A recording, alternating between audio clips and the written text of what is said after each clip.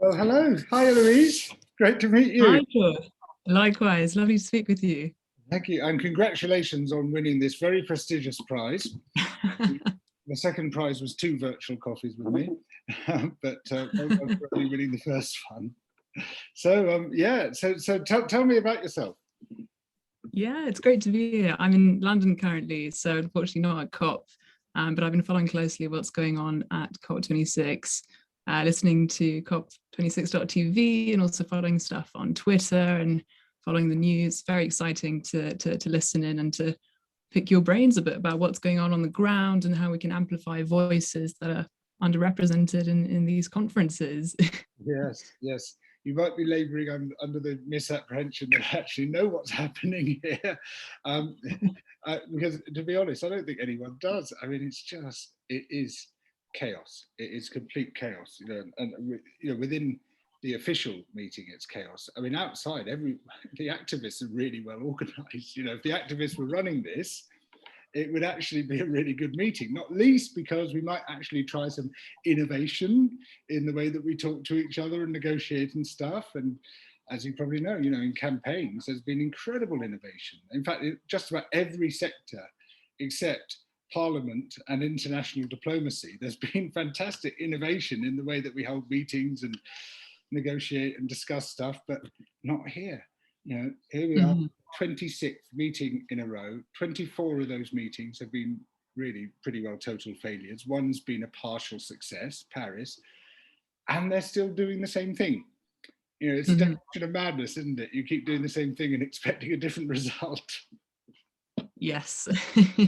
So tell me more about COP26.tv and how you sort of set this up to give more power to those who are maybe not part of the official negotiations or not even at COP26 in Glasgow. No, well, I wish I could claim I set it up, but I sort of walked in while other people had done all the hard work. Yeah, it's a group of wonderful people, some of whom I've worked with before, actually. A lot of the team is the same team that we made our Riverside documentary with. I don't know if you saw that, the world's first live investigative documentary, yeah. And they're such an amazing bunch. I mean, they're so slick and organised. In this case, everyone's working for free. It's all entirely volunteers. And so the entire thing, I'm told, the budget for the whole 2 weeks, which includes travel and accommodation, which is most of the cost of it, for the whole channel, 10 hours a day, is £10,000, which is, yeah, it's amazing, isn't it?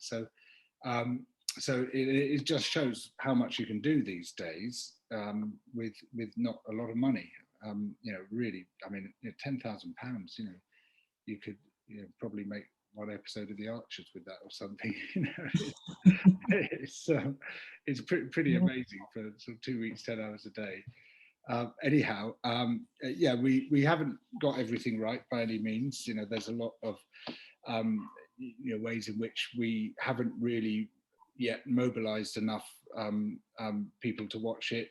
Though we've had some fairly good successes, but the sort of general viewing, we haven't done enough outreach, but we're still working on that, and it's getting better. But what has been fantastic for me is just getting to talk to a lot of really amazing activists from around the world, and thinkers and doers who have basically been denied a platform elsewhere. And in fact, and it's an ill wind which blows no one any good. It's because people basically been shut out of not just the official talks, but mainstream media as well. We get to talk to them on our little platform. And so the quality of the contributors, so you might have seen this program called Monbiosis every day. And every day we get 3 people. And every day it's like the 3 top people in the field in the world. And it's like, how did we manage this? And it's, oh right, because they actually do want to talk to us.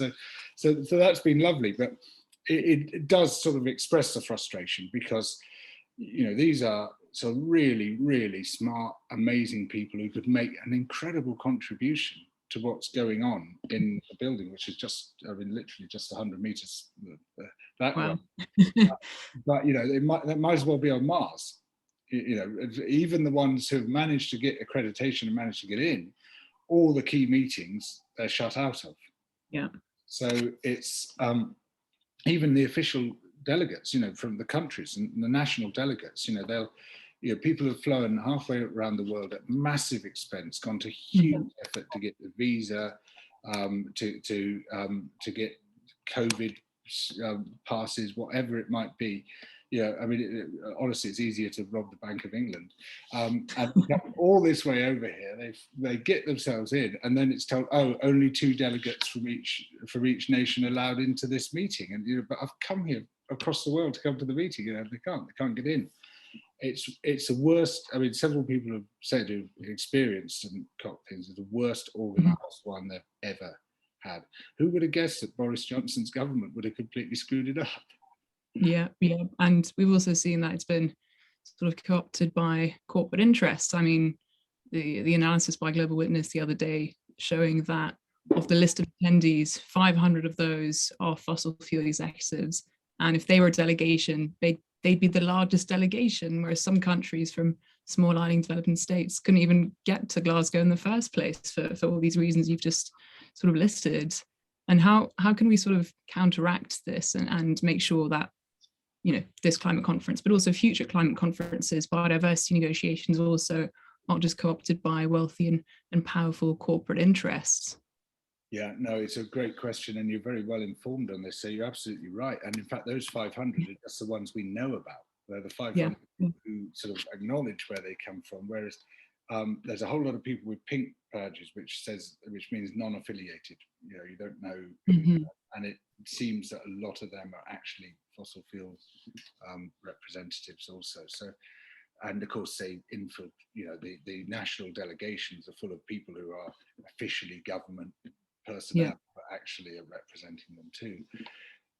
Yeah, it is the big question. I mean, it's actually the big democratic question. It sits at the center of democracy. How do we stop plutocracy from overriding democracy? How do we stop the money from crushing the votes, crushing the people? And it's something which we've just signally failed on right across the world. It's the era of plutocratic control, or a new era of plutocratic control. And so we do need a democratic revolution. It's not we can't fix it in one COP meeting, because actually this is pervasive, this is everywhere.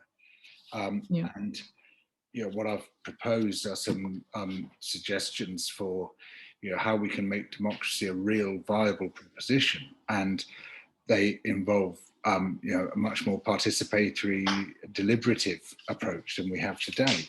I mean, it is crazy, isn't it, when you think about it? So we get a vote every 5 years, right? You put a cross on a piece of paper, and you might be lucky, your chosen party might get in, or in my case, I don't think it's ever yet happened, but you might be unlucky. But regardless, the party that gets in says, right, we now have a mandate to do what we want for the next 5 years.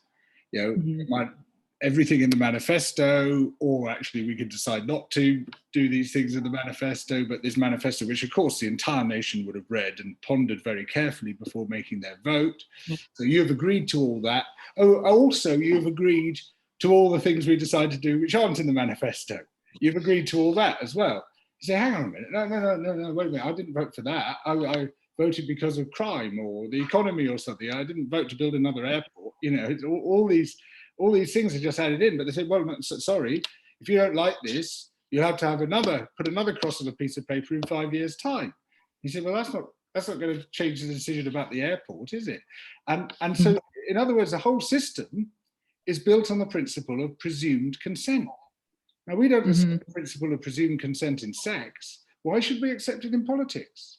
I mean, it's actually obscene. It's just an outrageous, disgusting system that they deem that we have agreed to things that we never agreed to. And so my feeling is, it's not, I don't want to completely get rid of representative democracy. I think it has its virtues, but it needs to be tempered with participatory democracy, where, so week by week, month by month, we can actually have our voices heard and make those decisions which are being made in our names. And it's just, here we are in the 21st century, I'm talking to you on Zoom, and it's as clear as if you were in the room. And yet we still have governmental systems, parliamentary systems, which come from the age of the quill pen and the horse and carriage. Absolutely, absolutely. And COP's a lot about, all the big headline grabbing news and all the pledges and all the hot air. But ultimately what we want is the action. We want these governments to follow through, despite it being beyond their 5-year, 4-year cyclical mandates. How do we ensure that we hold them to account? Well, yeah, this is exactly it. So I was just talking to Kevin Anderson, the great climate scientist, earlier on today, who's such a great guy, and he was saying, well, this is the whole point of net zero. The whole point of net zero is to just kick the can down the road, so it's someone else's problem later on, because it's just all about, well, we'll draw down emissions later on, having overshot. We'll use this mechanism and that mechanism to compensate for keeping burning fossil fuels today and all the rest of it. And yet, as he pointed out, it's suddenly everyone's saying net zero, whereas previously they were saying zero. It's like a sort of new chip's been implanted, net zero, going around saying net zero. Hang on a minute, how did this happen? How did everyone start saying net zero? It basically means net zero equals we're not going to do it in this generation. And so you think, no, that's just completely unacceptable. We can't do that. And so how are we going to do it? This is, of course, always the key question.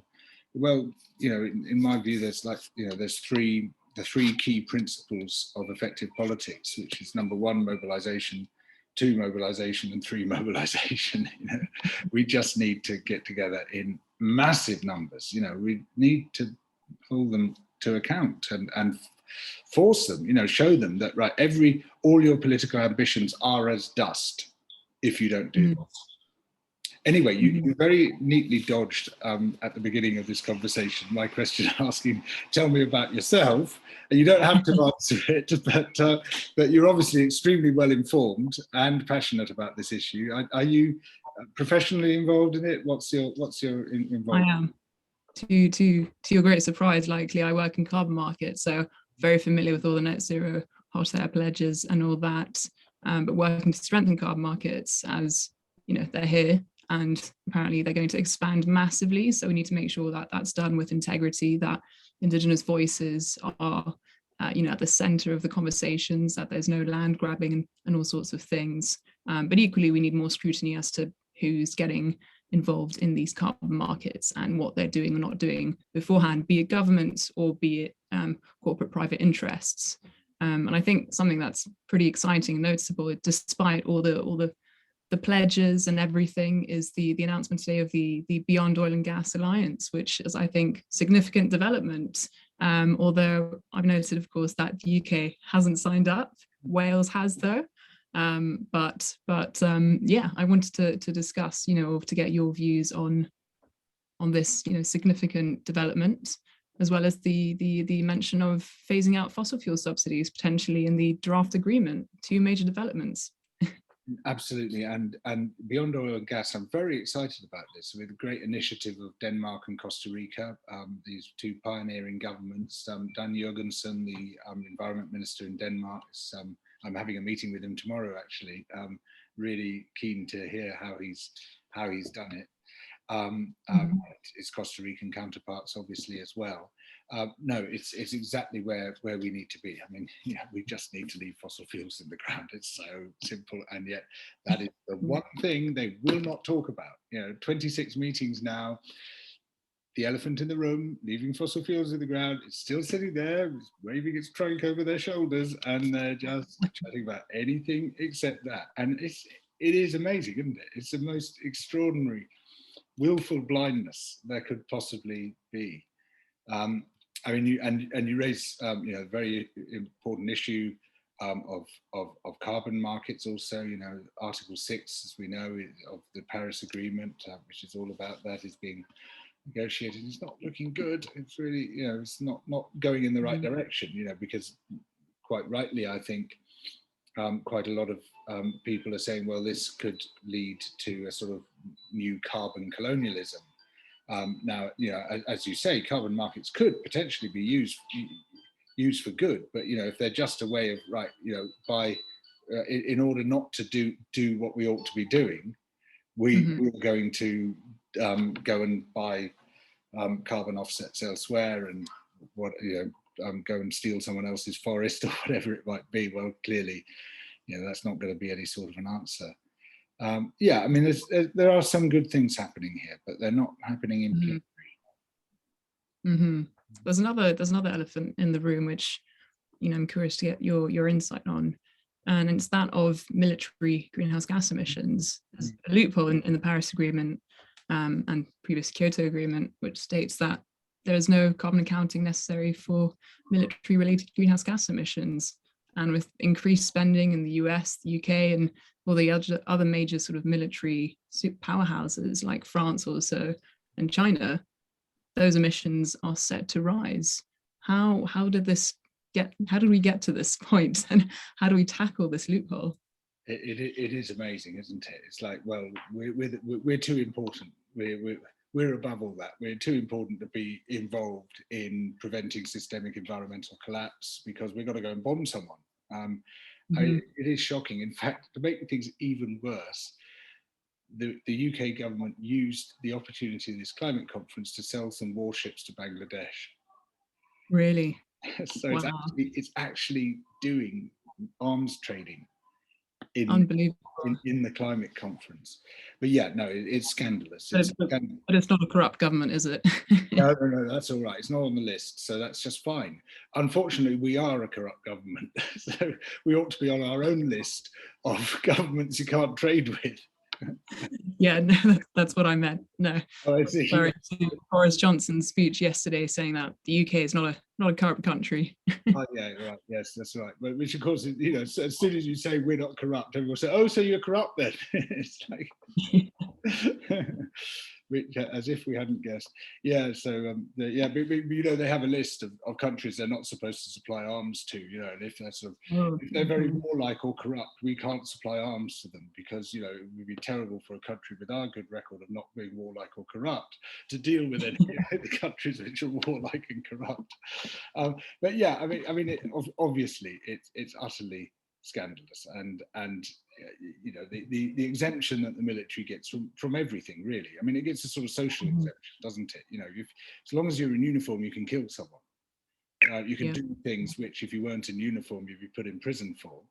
And and I'm not sort of slagging off individual service members because often they're the victims of these decisions as well. But it's like, governments give themselves a license to do unspeakable things in the name of warfare, which, if civilians did those things, they would be recognized as the crimes they are.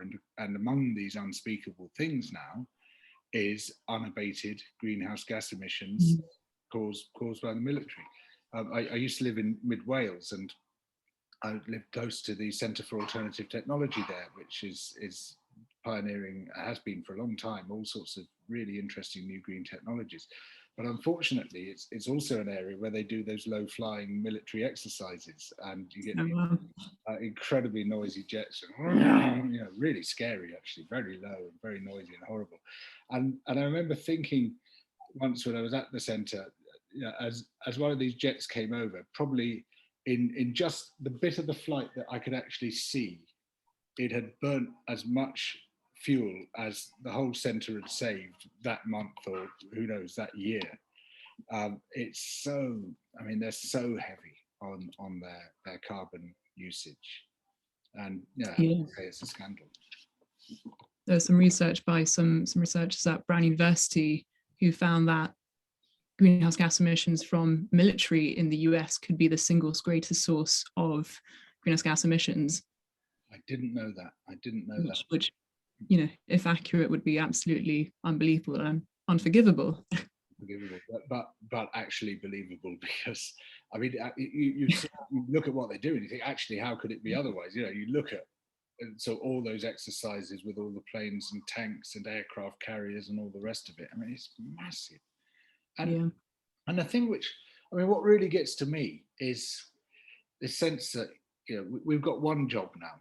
I mean, we've really got one job, which is to prevent the collapse of our life support systems. You know, nothing else matters at all beside that. Or rather, I mean, lots of things matter, but all those things are going to be swept aside if systemic environmental collapse happens. You know, all our hopes and fears and loves and hates and dreams and ambitions and everything, they all go. And so it's like, you know, so why are we still involved in war? Why are we still fighting with each other when, you know, the common interests of humanity is so clearly laid out before us now?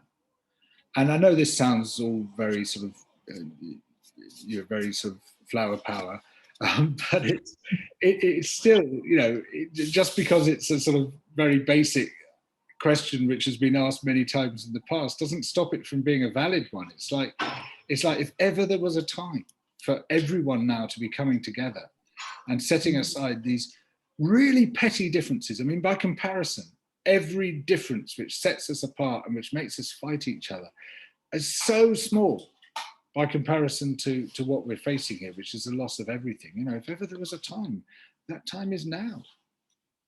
Mm-hmm. And speaking of getting together, you'd think that the countries that promised $100 billion per year in climate adaptation mitigation to Global South would have gotten together now 12 years later to disperse the funds year on year, and who still haven't managed to reach that target, and which apparently we won't manage to reach it by 2023, 2022 if we're lucky.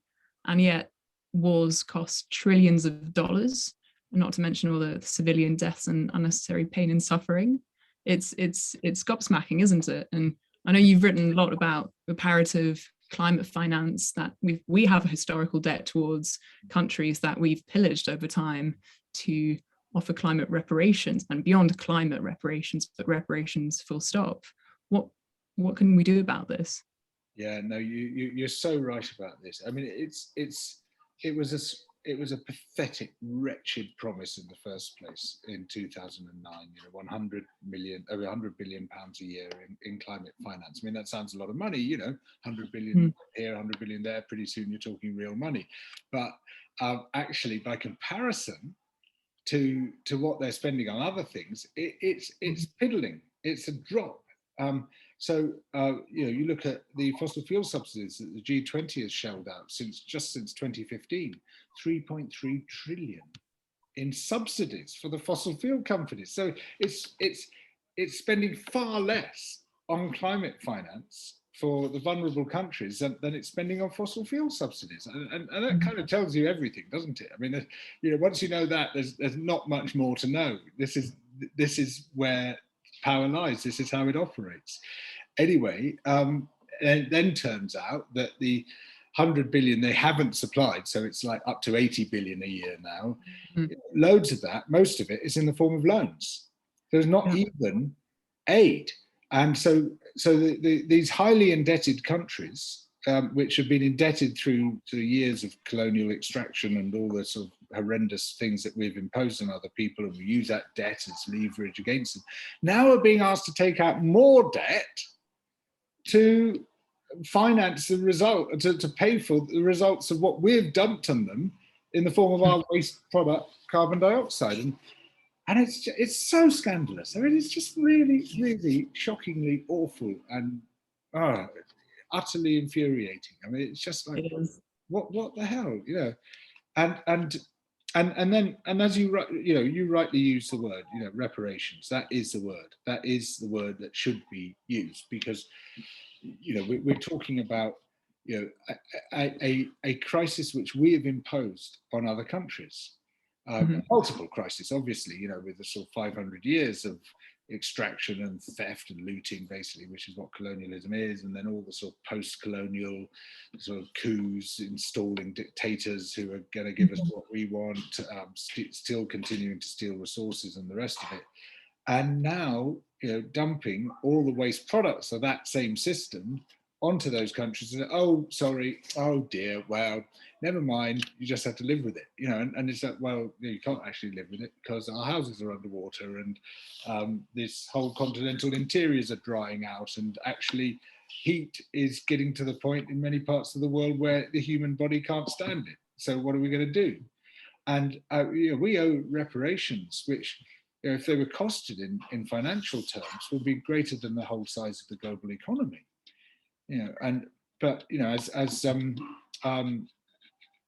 Esther Stanford Hosai said the other day, she's really a remarkable woman, one of many amazing contributors that we've had on my Monbiosis program. She said, actually, we've got to think much bigger than that in terms of reparations, not bigger in terms of money, because it's not just about money.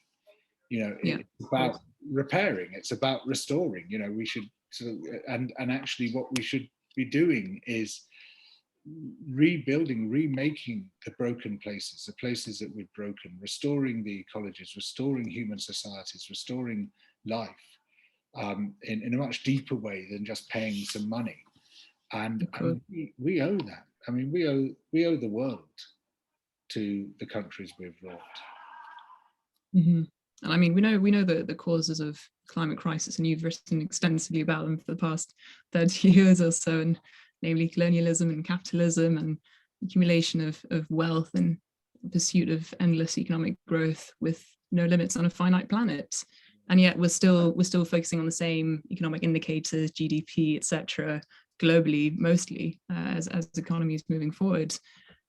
Yet we know we need to turn to a post-growth or a degrowth society and move away from these economic metrics and finance those climate reparations and climate aid.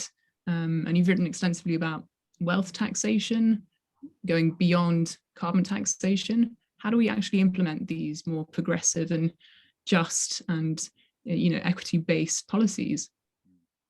Well, yes, it is that big question, and I mean, we have failed as citizens. We have to admit this.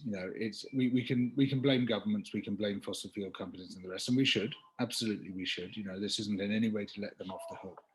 But collectively, we have been really complacent, slow to rise, slow to respond to the greatest crisis humanity's ever faced. And I think that's the thing which future generations will find hardest to understand. They'll say, well, what were you doing? What did you do in the war, mummy? But what did you do during the most important crisis of all? And most people, and I totally understand that, we all are immersed in our own problems of one sort or another, and one of the outcomes of the system that we have at the moment is that people are desperate to just find ways of keeping their lives together and making ends meet, doing 2 or 3 jobs. So I'm not blaming people individually, but like collectively, we really have failed, and we've failed to rise up, we've failed to mobilize. And that's changing, that is really changing. We've seen with Extinction Rebellion, with Fridays for Future, Green New Deal Rising, Sunrise Movement. I mean, there's a lot of really, really great movements, mostly led by young people now, and it is finally starting to happen. But we need to make these movements 100 times bigger. That's when change happens, when it just becomes impossible for governments not to respond, or so you would hope, if there's anything resembling a democracy. It's not an easy answer, it's not a very satisfying answer really, but we just got to be better and bigger. What about in countries that aren't entirely democracies, and in other places where dissidents cannot speak out? Of course. There's so many impediments, but I think what that says to us, in a situation where we can still, despite Priti Patel's best efforts, we still have some voice. We have a moral duty to exercise it. We really do. True. And what would a successful COP26 look like for you? Yeah. Well, yes, very different. It would. The central outcome would be, we are going to leave fossil fuels in the ground by 2030. there's going to be no more fossil fuel burning of any kind anywhere on Earth. And you say, oh, well, that's ridiculous. No, it's not ridiculous. You know, we've made similar shifts to that in the past, like when the US entered the Second World War, you know, turned everything around in a few months, you know, turned from civilian economy to a military economy. We can turn from a fossil fuel economy into one based on clean energy. Now, that doesn't solve all the problems. Obviously, there's all sorts of other issues as well, but that would be a start. Yeah. And what gives you hope in the midst of the negotiations that are ongoing right next to where you are currently? What keeps you energized? It's the social movements. It's the most vulnerable states and their delegates who are amazing. You know, that's real leadership going on. It's the love people showing to each other, the solidarity. Yeah, that's all. It's very, very inspiring. It's the people I've been talking to on the Monbiosis program actually have just been amazing. You know, so yeah, you know, hope lies with us. It's, you know, the systems we live under. They're quite crushing, but you know, the hope is in here. It's still in there. And what are the plans to bring COP26.tv beyond COP26? Well, I'm glad you asked that actually, because yeah, someone was saying the other day, you know, we should keep making at least some of these programs, and I think, yeah, I'd like to make a sort of one of those Monbiosis programs every month or something like that, and carry on with it, because I really enjoy doing it. It's great, and you know, just having such brilliant contributors, and I've learned a lot as well. So yeah, I'd like to. Fantastic. Yeah. Anyways, it's really, really lovely to meet you, and I've greatly enjoyed this. I don't know if it was a prize for you, but it was a prize for me. So thank you. Likewise, thank you very much for your time and all the great work you've been doing. Thank you so and are continuing to do. Great, excellent. Yeah. So yeah. Anyway, I hope to bump into you at some meeting or another. Hopefully. Thanks so much. Bye. Bye bye, Ellouise. Thank you. Bye bye.